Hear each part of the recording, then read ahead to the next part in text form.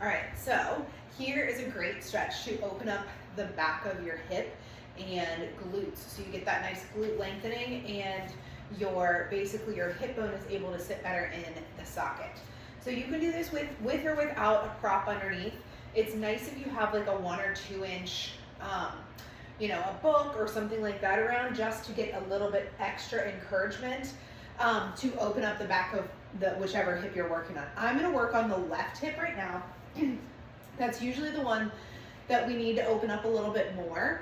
So what you're gonna do is you're just gonna put left foot on the block, right foot a little bit in front, so maybe like slightly, like a quarter step in front, and then you're gonna find your elbows in the ground. Now, you might have to do some pelvic tilt just to kind of see where those hips wanna sit, but you wanna encourage a little bit of rounding so that you're not using your back too much for this one. It should be pretty passive and relaxed.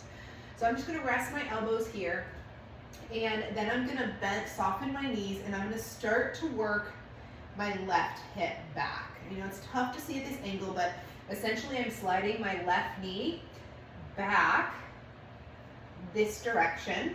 So my left hip is reaching back that direction. After you create that stretch, you might feel a little bit of a stretch back in your back glute. Now what you're gonna do is you're gonna get really heavy through your heel, and you're gonna rotate your left knee inward toward your right, and you're just gonna feel that nice stretch back into your glute. If you feel that tension start to happen in the low back, I want you to tuck under a little bit more, sink down in a little bit more into that hip, and breathe. Nice long inhale, nice long exhale. Okay? So essentially what that is going to look like from this angle is elbows are propped on something, knees slightly bent, you're shifting your left hip back.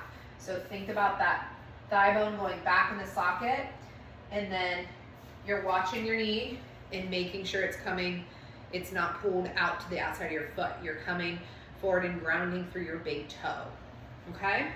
So once you open up the back of whichever hip is stuck or both, then you can kind of come here, bend your knees, and you can just shift back and forth a little bit and find whatever stretch feels good, okay?